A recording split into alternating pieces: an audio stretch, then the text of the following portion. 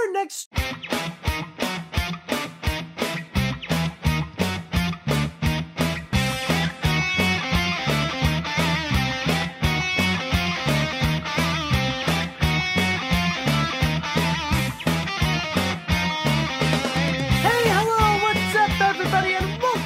Animation Podcast, a weekly podcast about all things animation brought to you by FilmBook.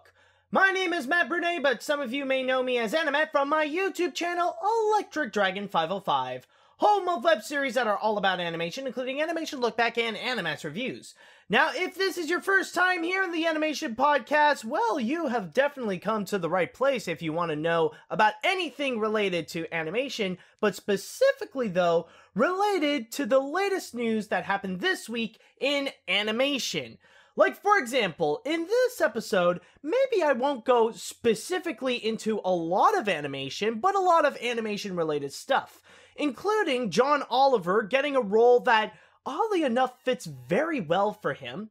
Then afterwards, we will be looking into the live-action reboot of Aladdin, and how Disney seems to be having a very hard time trying to find an Aladdin and Jasmine. Then afterwards, we will be learning a lesson about why is it that you just cannot sue Disney just by saying that, oh, they stole my idea, Then afterwards, we're going to be celebrating Halloween with Michael Jackson. I know that it sounds weird, but apparently that seems to be the case for this Halloween. And then finally, we're going to end things off with AniMat's Pick of the Week.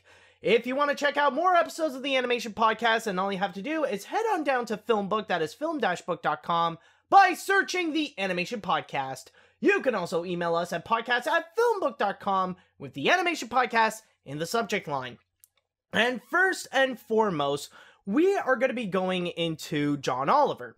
Now, if you're listening to this, then maybe you are familiar with the guy.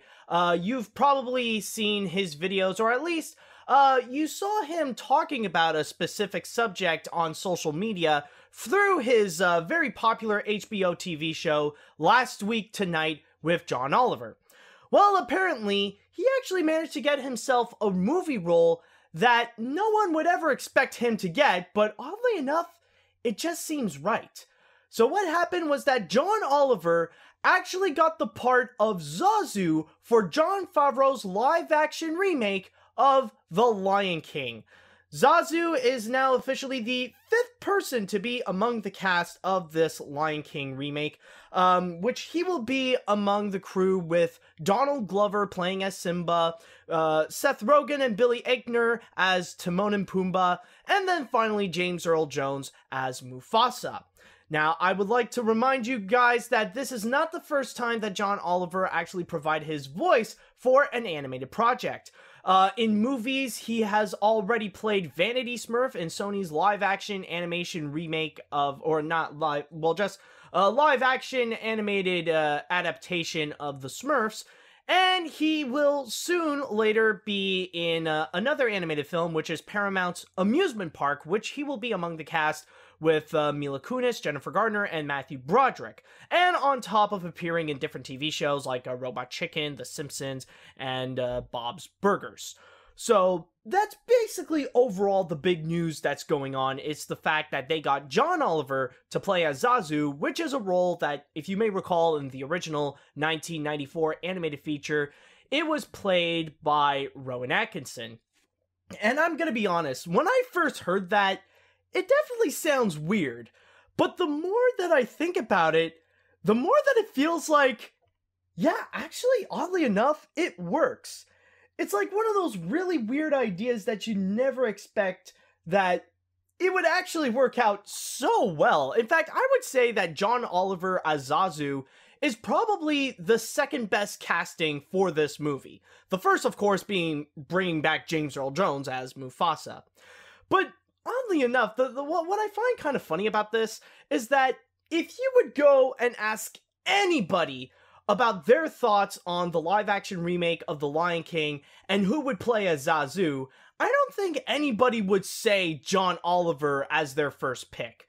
They would probably go into any sort of different direction, like, whatever popular comedic British actor to go and play the part. Like, maybe they would say something like Ricky Gervais or something like that.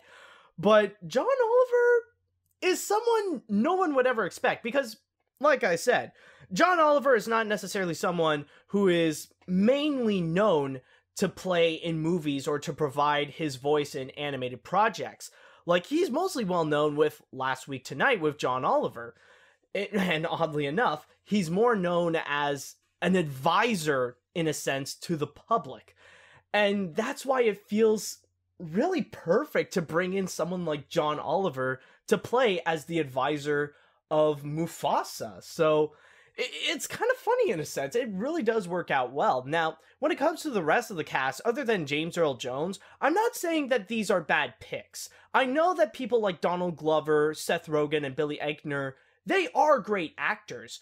But when it comes to their parts, like Glover as Simba, or Rogen as Pumbaa, or Eichner as Timon, that one, I'm not saying it's a bad idea, but I need a little bit more proof. I probably need like clips or something like that to show me that maybe this is a good idea. I need to see more proof because I can't just rely on my head alone to see like how they would fit into the role.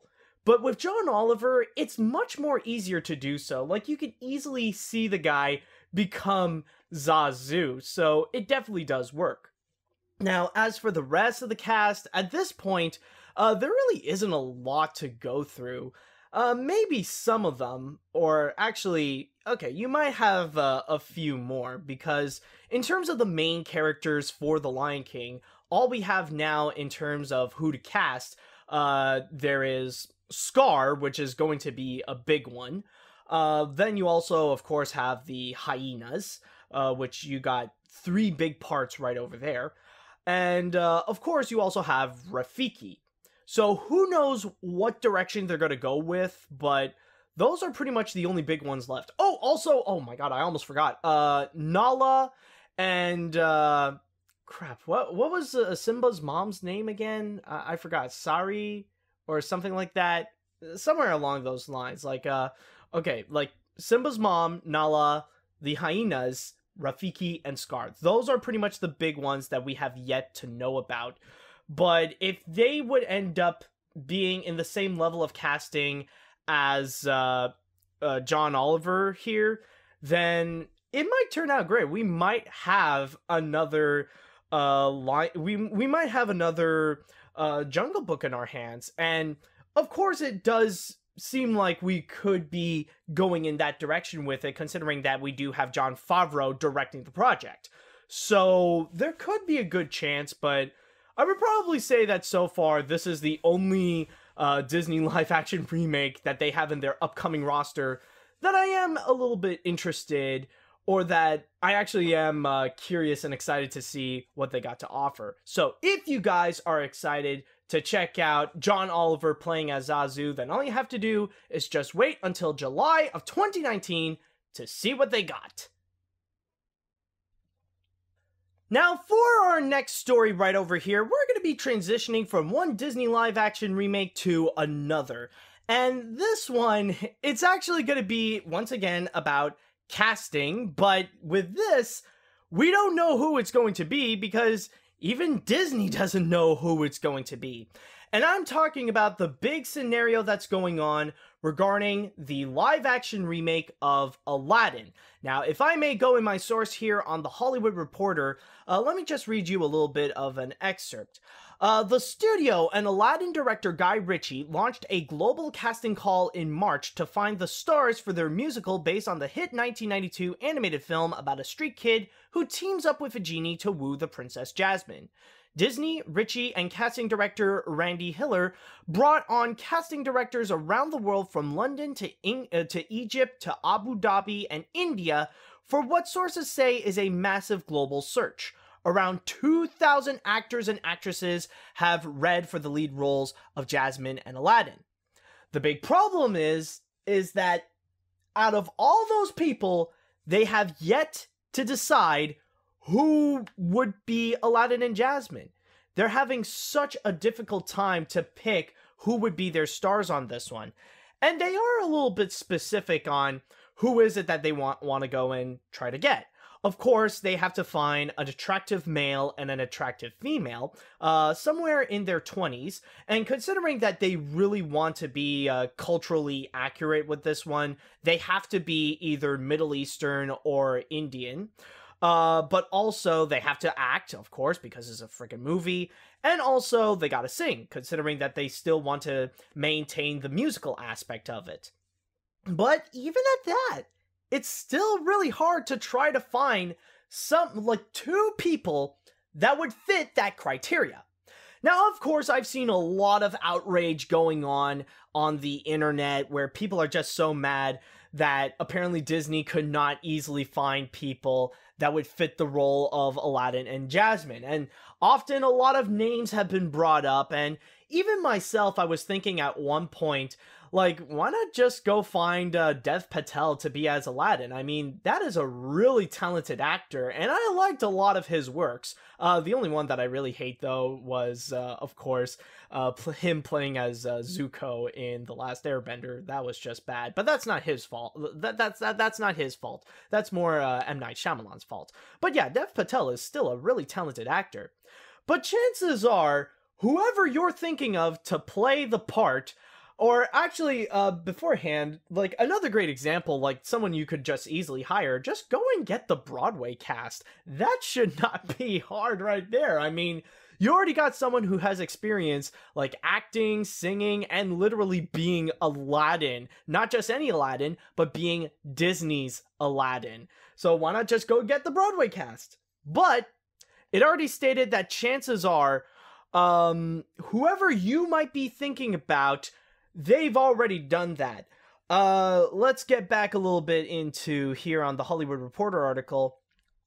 It stated, while studios had interest in Dev Patel and Riz Ahmed, the male lead will be most likely a newcomer. Sources say the studio is eyeing Power Rangers actress Naomi Scott or Indian actress Tara Sutaria to play Jasmine, but can't lock the deal until the male lead has been selected, since the chemistry is so important to the story.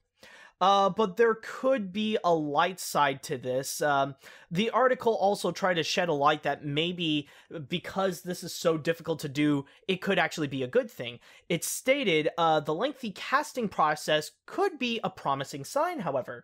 Disney has had success with previous extensive casting searches for its live-action fare, from Lily James as Cinderella in the live-action remake in 2015, to Daisy Ridley as Rey in Star Wars The Force Awakens, and insiders say the studio delay in landing Aladdin is due to its determination to get the casting right for such a beloved and iconic character. And may I remind you right now, there is something a little bit troubling for Disney, is the fact that originally their entire casting call was supposed to be set for this month. They even said the original casting call specified that production was slated to begin by July, but search has dragged on, with Disney and Ritchie having to go back to the drawing board multiple times. So that's kind of the big issue, is that so far Disney has no one among the cast. We don't fully know who is in Aladdin. I mean, the closest that they've got is actually Will Smith playing as the genie, and last we've heard about that information is that Will Smith is only in talks. There is no confirmation if he's actually going to be on board into the project, or maybe there might be a source somewhere that stated that like Will Smith did officially got in, but I don't know. Like, so far from what I've seen, there doesn't seem to be any confirmation of that yet, so we don't know who is among the cast. But I want to go and ask a question that I already did on social media, and I would like to repeat that here in the animation podcast, is that, you know, if Disney is really having such a hard time trying to find someone to be either a live-action Aladdin or Jasmine, may I recommend something? How about you just, you know, not make a live-action remake of Aladdin at all? You know, it's not like we're gonna miss anything.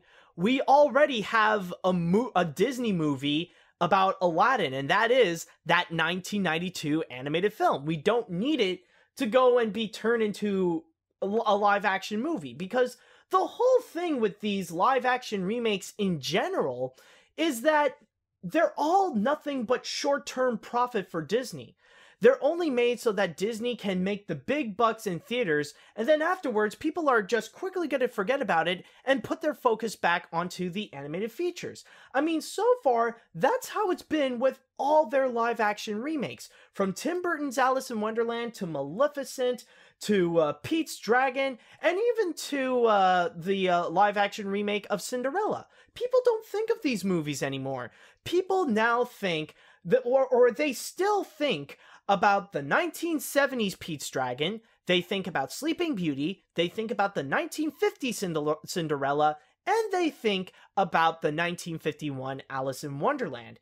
And probably the biggest and most recent example right now is actually Beauty and the Beast. I don't know if you have noticed, but back in March and April, Beauty and the Beast was the biggest movie out there. I mean, it was that one movie that everybody had to go and see. And even at the box office, it already surpassed like $1 billion. And as I'm recording this, it's already the highest grossing feature film of 2017. However, nowadays, nobody seems to be talking about it anymore. It's like completely silent after all the other movies that we have gotten afterwards, like with Guardians of the Galaxy Volume 2, Spider-Man Homecoming, War of the Planet of the Apes, Wonder Woman, and even other animated films like Boss Baby, Cars 3, Despicable Me 3, Captain Underpants, and so much more. Like, we just immediately forgot about it. We don't necessarily care much about that Beauty and the Beast movie anymore. I mean, there was that one little instance that it just got released on Blu-ray and DVD, but that was more like a fart in the wind, where like that one little instance happened and everybody was like, "Hey, what was that? Oh, never mind." And I know by the end of the year that they are going to be bringing back a little bit Beauty and the Beast, just to mention as a yearly roundup of what happened in movies in 2017, and maybe a little bit during the awards season as well. But other than that, that's pretty much it.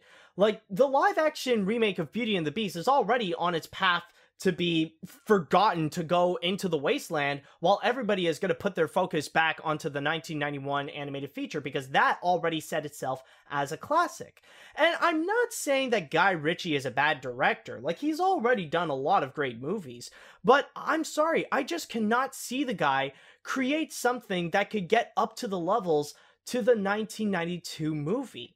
And that is actually going to be another one where it's gonna happen, and it's quickly gonna be forgotten. So really, in the long run, is there really much of a point to really go and make a live-action remake of Aladdin? Like, rather it be putting in a whole bunch of newcomers or a whole lot of big-name celebrities and add giant budgets to it, is it really gonna be worth it? And to that, I have to say, honestly, I don't know. Like, really, why can't we just enjoy the original Aladdin as it is? I mean, you don't have to really make a big fuss by doing all this, and if this is really too much trouble, then just, don't do it. But that's just me. Maybe Disney is going to go into a different path, and they're still going to be determined to do this. Now, funny enough, we don't have a release date for it just yet. Maybe it's going to change with D23, but so far, they were planning to start filming this in August, but I highly doubt that it's gonna happen. Okay, so for our next story, we're gonna go back into a subject that I absolutely hate because it's a story filled with idiots, and that is when people try to sue Disney because they think that Disney stole their idea. And in this year, we have already seen two that are brought up, or at least from what I can remember.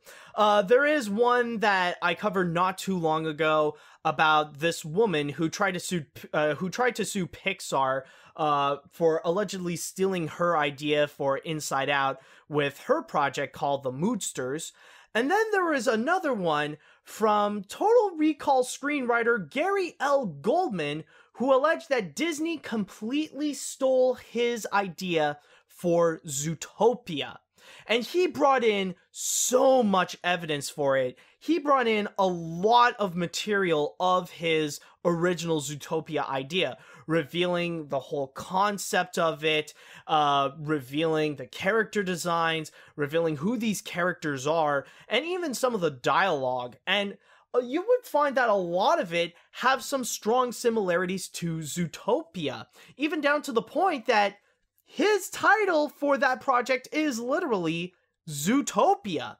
So he did show a lot of proof that there could be a possibility that maybe Disney did steal his idea to create Zootopia.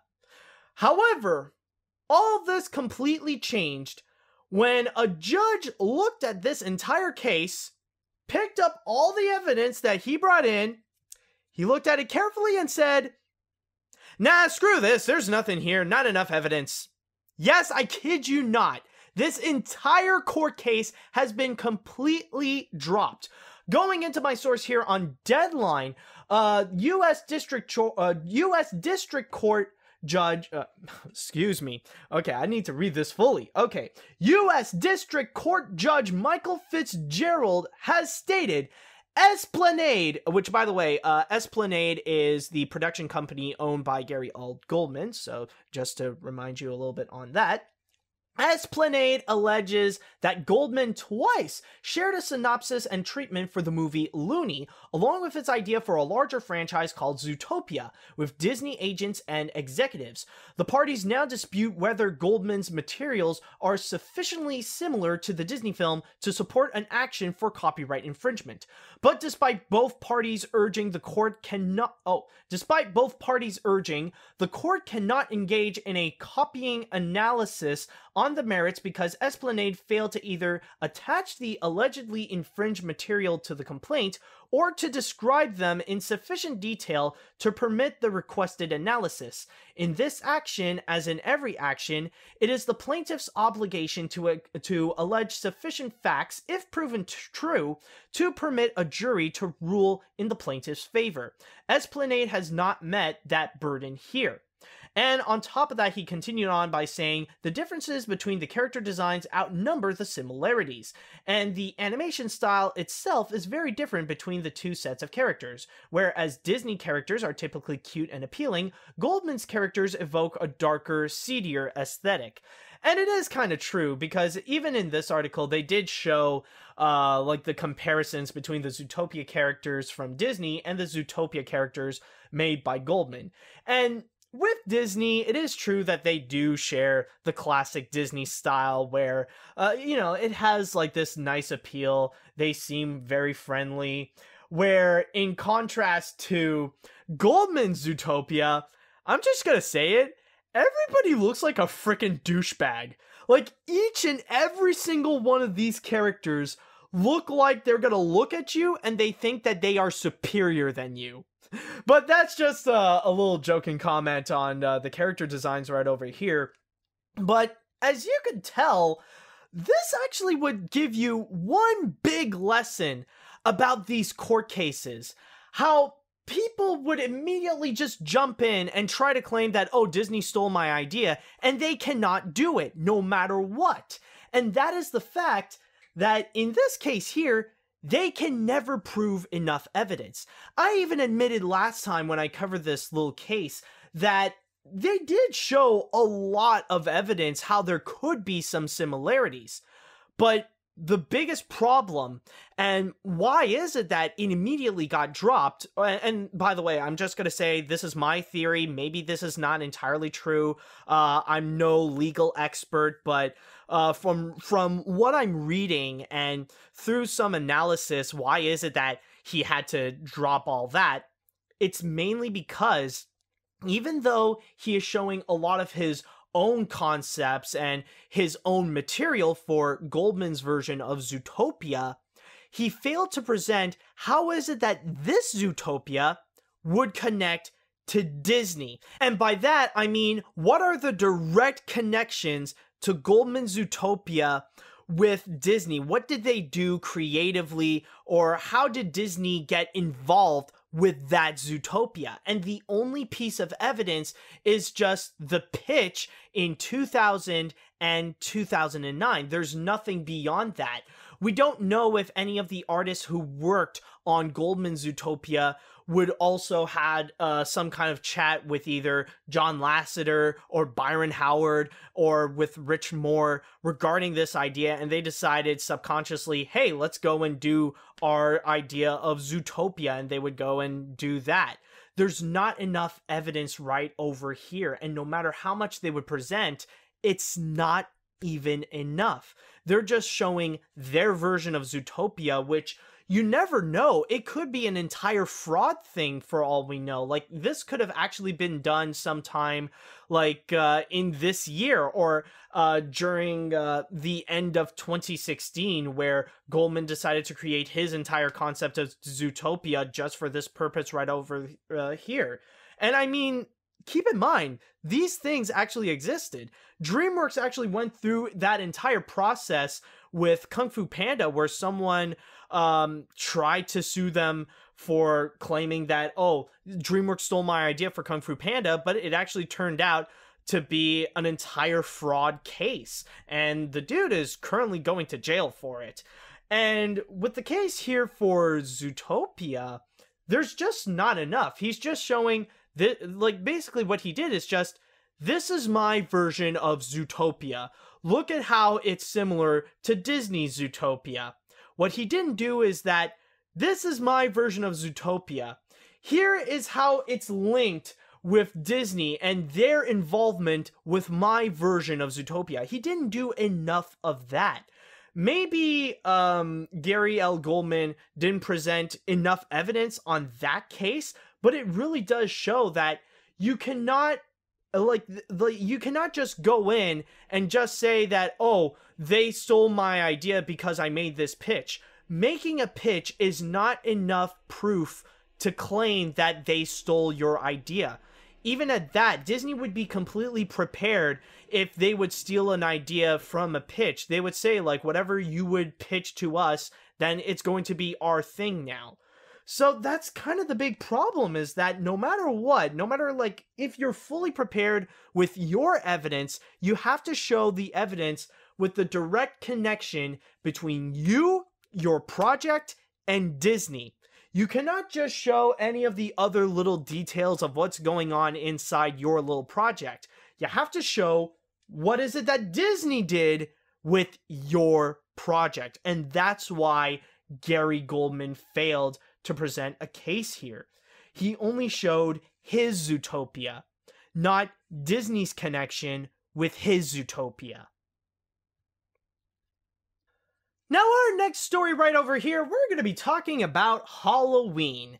And I'm sure with you guys, you would definitely have at least one animated character you would like to celebrate with Halloween. Rather it be watching a TV special or a movie, regardless if it's like the Rankin Bass Universal Monsters, or Jack Skellington in The Nightmare Before Christmas, or something that doesn't have to be directly related to Halloween, you know, something like with Coraline, or with Manolo in The Book of Life, or even with the vampire Adam Sandler in Hotel Transylvania. But apparently CBS would like to come in and suggest a new person, a new animated character that you can go and celebrate Halloween with. And what I'm talking about is Michael Jackson. Yes, CBS is going to be bringing Michael Jackson back from the dead in a 1-hour animated special called Michael Jackson's Halloween. Now, this is going to be from Optimum Productions, with Hammerhead providing the animation. And the story goes is that by the way, going into my source here on Variety, the special follows millennials Vincent and Victoria, who meet accidentally on Halloween night and find themselves, along with Ichabod the dog, at a mysterious hotel located at 777 Jackson Street called This Place Hotel. Once inside, Vincent and Victoria are sent on an adventure, culminating in a spectacular dance finale featuring an animated Michael Jackson. To go into the little details of what's in this Halloween special. The special will feature Jackson's acclaimed music as its soundtrack and will be broadcasted for the first time this fall. Created and produced by Optimum Productions, the Michael Jackson company now owned by his estate, the special will feature voice of actors like Christine Baranski, Kiersey Clemens, which, by the way, Clemens will be playing Victoria, Alan Cummings, George Eads, Brad Garrett, Lucy Liu, Jim Parsons, and Lucas Till, which Till will be playing Vincent. So that's basically kind of this Halloween special that you're going to get right over here. I guess in a way, the best way to put it is, how is it? Imagine maybe a mix of Hotel Transylvania with Romeo and Juliet, where the Hotel Transylvania aspect is that you got these humans going into this hotel, and chances are they're going to meet with a whole bunch of monsters. And the Romeo and Juliet aspect is going to be the soundtrack entirely covered by one artist. But instead of Elton John music, you're going to get a whole bunch of Michael Jackson music. And in here, I don't know if it mentioned, is it going to be a musical? Or I don't know. Well, it said like it's going to feature music. So we don't know if it's just going to be... Okay, well, it did mention, like, the special will feature Jackson's acclaimed music as its soundtrack, so you're just gonna hear stuff in the back, like, I don't know, like, maybe Halloween versions of the song, like, ooh, ooh, oh, you know, stuff like that. Maybe they're not gonna fully go into a musical production, but... Oddly enough, I mean, they have some great singers like Brad Garrett and Alan Cummings, so having a few musical numbers, like you could go a little bit more into a Halloween version of Moonwalker in a sense. That wouldn't be a bad idea. I mean, it's Michael Jackson's music. His songs are definitely great. But we know what's going to happen in the end. I mean, mentioning how like the grand finale is going to be a dance number with Michael Jackson, we all know how it's going to end up. Like, the finale we're gonna have is gonna be an animated version of Thriller. I mean, that's kind of the big reason why they're doing this. I mean, it is the song that really boosts Michael Jackson's popularity, where even nowadays, after his death, we know him as the king of pop. So, of course, they're gonna do something related to Thriller and stuff like that. So... who knows what they're gonna pull off with this one, but there is one thing, though, I will admit, that is actually kind of funny. Like, somehow, the description here, they have to really point out the fact that these kids are millennials. They have to point out the fact that, oh, Vincent and Victoria are millennials. Like, they can't just say that they're kids. But then again, considering that this is a Michael Jackson special, it is a little bit better that Vincent and Victoria are millennials instead of kids, so that, you know, just in case if we have to make them a little bit too old for Michael Jackson's taste, if you know what I mean. So, yeah, is it gonna be worth it? Is it gonna be anything special? Honestly, this is literally something called Michael Jackson's Halloween. Like, it's gonna be made for Michael Jackson fans, so... I don't know, maybe they're going to throw in a lot of references to not only his music, but a lot of moments in his music videos. Who knows how it could happen, but if you guys are excited to go and check out Michael Jackson's Halloween, then all you have to do is wait until this fall for this special to be released on CBS. And so, finally, we are going to end this off with AniMat's Pick of the Week. And I just want to say right now that if you guys know me and you've watched my videos for a long time, then you might know that one of my favorite things other than animation is, of course, the Muppets. I absolutely adore the Muppets. I look up to them like my heroes. The Muppet Show is one of my favorite shows, and I love watching their movies. Not all their movies, because there are a few projects that are honestly not that good, but I've definitely enjoyed a lot of them. The Great Muppet Caper, the Muppet Movie, every Christmas I love watching Muppets Christmas Carol. I even really enjoyed their recent films like the 2011 Muppets Movie and Muppets Most Wanted. However, there is one big news that actually occurred that it may not sound like much, but it actually is a really huge deal. Now, apparently, toughpigs.com, one of the biggest Muppet fan websites, they went and contacted Disney regarding one little question, and apparently they actually did confirm this case, that Steve Whitmire is no longer among the cast of the Muppets. So, you might be wondering, who is Steve Whitmire, and why is it such a big deal that he's no longer with the Muppets? Well, here's the thing. Steve Whitmire has been a puppeteer with the Jim Henson Company and with the Muppet Studios for a long time, ever since 1978, beginning with The Muppet Show. And after Jim Henson's death, he was the only man playing as Kermit the Frog. There was no other actor being Kermit other than him, officially. So he legit was the one and only Kermit the Frog after Jim Henson's passing. But not only that, Steve Whitmire also played other puppets as well, other Muppets, I would say. Like, some of them are his own creations that he developed, and others he had to pass on the torch. He was known to play as Bean Bunny, he was known to play Rizzo the Rat, he was known to play Beaker, and sometimes he would be known to play as Statler. But the big clue that Muppet fans had was actually on the Muppets YouTube channel, which, if you follow that, then you may know they would do this weekly series of like 1-minute videos called Muppets Thought of the Week, and they noticed that any of Steve Whitmire's Muppets have never been present. Like, there has yet to be really a Muppets Thought of the Week featuring either Beaker or Rizzo or even with Kermit. That is a big clue right over there. And for a while, we tried to figure out, like, why is it that he got, like, how is it that he's no longer a part of it? Did he quit? Did he get fired? Or what is it that happened? Well, not too long afterwards, Steve Whitmire actually opened his own blog, which you can go and check out, which is called Steve Whitmire dash, is it dash? Yes, sorry. Steve Whitmire dash MuppetPundit.com. And I'm not going to read all of it, but he did release this little post explaining a little bit of the situation.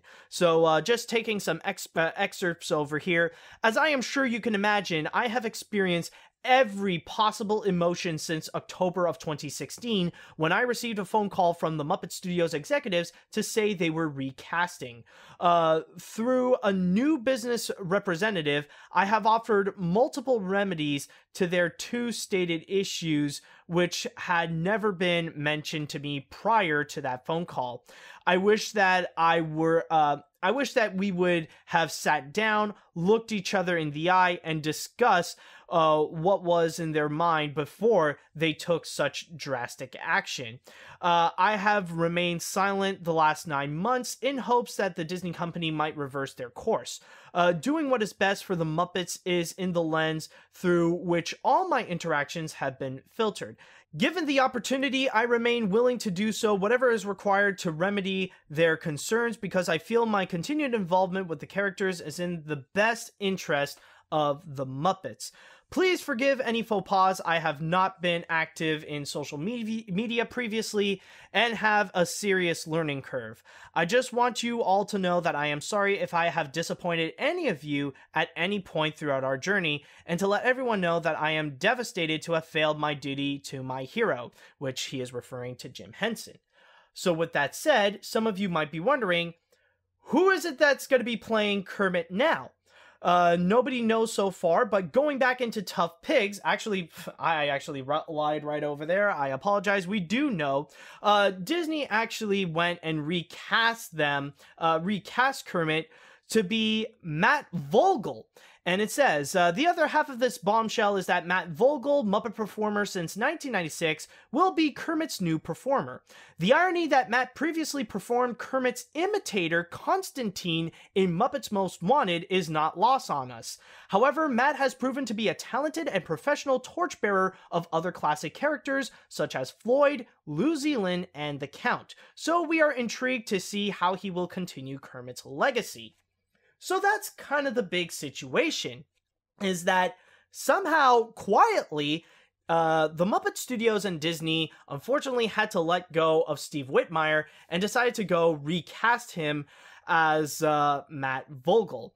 And they did, Disney actually did put out a statement saying that Steve Whitmire is no longer working with the Muppets. Matt Vogel will be the new performer for Kermit the Frog. He will be, we will be seeing Matt's first footage as Kermit in a Muppets Thought of the Week video next week. And, like, honestly, this is actually pretty huge. And for me, someone who was just born after the death of Jim Henson, I pretty much grew up with Steve Whitmire's performance as Kermit ever since the very beginning, because once, like, right after Muppet Vision 3D, Steve Whitmire had to take Kermit and do the first performances for him in Muppets Celebrates Jim Henson, which is kind of the Muppets response video to the passing of Jim Henson, and then his first real big project as Kermit, which is the Muppets Christmas Carol. And I just want to go back to this article right over here. Well, not the article, but the blog that Steve Whitmire himself posted. And it's a little troubling to hear this little comment that he made at the end, that I am devastated to have failed my duty to my hero. And I just want to, if I may speak directly to Steve, dude, what you said right there, that you failed your duty to your hero, I'm sorry, that's pure bullcrap. You have failed? Are you kidding me? With all the stuff that you have done, you would say, like, you would go on the internet and you would tell us that what you have done with Kermit is stating that you have failed your duty? Let me just remind you a little bit. Like I just said before, you had to immediately take Kermit after Jim Henson's passing and do real big projects to go out and be the first guy to be the post-Jim Henson Kermit the Frog for projects like Muppets Celebrating Jim Henson and Muppets Christmas Carol, which, may I say, with Muppets Christmas Carol, which you would say is your real big debut as Kermit, like, a lot of people would even argue that might actually be the best Muppet movie ever. And with people like me, it's like a holiday tradition to watch that feature film. Some people would even say that it's one of the best Christmas Carol adaptation. And ever since then, you would carry on Kermit's legacy through thick and thin. Even during the 2000s, during the low point of the Muppets' popularity, you still held on to Kermit, and you still made him at least relevant to have people talking about him. Like, even with projects that are some of the worst Muppet projects ever done, like some of the Christmas specials, like, you still had that determination to go out there and to bring Kermit to life. And you played a huge freaking part in bringing back the popularity of the Muppets, to make them a household name in the modern generation with the 2011 Muppet movie and also with Muppets Most Wanted. You really, and I really do mean it, that you had a huge part in there. You had a role that can arguably be as big as what Jason Segel did in that movie. And ever since then, you actually managed to make Kermit the Frog a household name even to this day. Kermit is still considered not just a puppet, but as a living, breathing celebrity along with all the other Muppets. And this is on top of the other characters that you have brought to life, including Rizzo, Bean Bunny, Beaker, and so much more. With that giant legacy that you have done to make Kermit still relevant and still a hero to millions of people. You would go out there and you say that the legacy that you left, you say that you failed your duty? That's failing your duty right over there? Hell no, man. If Jim Henson would have known all this stuff that you have done with Kermit, he would be absolutely proud. You have done a massive service to the Muppets. You were one of the biggest players in there. You were Kermit the Frog ever since, like, for a big chunk, for like more than almost 3 decades. You were Kermit the Frog. And to all the Muppet people, like, if I may speak for all the people who have loved the Muppets, you did not fail your duty. You have succeeded. You have definitely won this mission to portray Kermit the Frog. You did it, man. You were a true hero. You deserve to be in the same steps as Jim Henson. You did good. Do not look at this as failing your mission. I understand that you are devastated that you're no longer a part of the Muppets, but you did still leave a giant impact, and the Muppets would not have done it without you. You have succeeded your duty, man. You've definitely succeeded. It is unfortunate that you cannot continue, but you've definitely done a great job no matter what. You were Kermit the Frog, and to many people, you will still be Kermit the Frog. You have done a great job.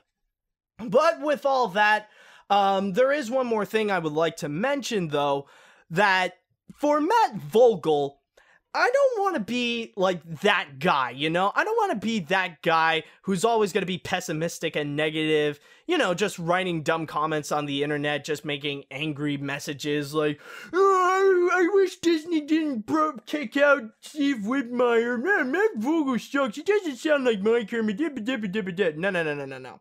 I'm going to be optimistic right over here, and I'm going to wish the best of luck for Matt Vogel to be the new Kermit the Frog. This is a huge responsibility, but I definitely do have confidence that he will definitely bring in like the same charming and lovable personality of Kermit, just like what he did when carrying the legacy of characters like Floyd, New Zealand, and so much more. I'm sure he could do the job so well. And with that said, I definitely do wish the best of luck for Steve Whitmire for his future projects, maybe not with the Muppets, but on whatever path he goes. I definitely do wish the very best for him. And to Steve, all I could say right now is just thank you. And especially, I just want to share a personal little moment that you really did made my entire night. The moment when you and many other Muppeteers came up to that one night at Just for Laughs back in 2012. It truly was a dream come true to see to see you come in and actually bring Kermit to life in front of my eyes. It was just purely magical, and it did feel like a dream come true. So to that I say, thank you so much. And with all that said, that is all that I've got for this week. So I just want to say thank you guys so much for listening to this episode of the Animation Podcast. You can go and find more of my work on film-book.com. All you have to do is search for Matt's Your Book or the Animation Podcast. You can also find me on Twitter at AniMat505. Now, if you have listened to this podcast on iTunes or any other podcast service, do you mind doing us a little favor and rate and review this episode? That would be wonderful. And if you are listening to this podcast on YouTube, then hit that like button in our video and leave us a comment on your thoughts on the news this week. Tune in next week for the latest episode of the Animation Podcast and all things animation. Thank you guys so much for listening, and until next week, see you later, dudes.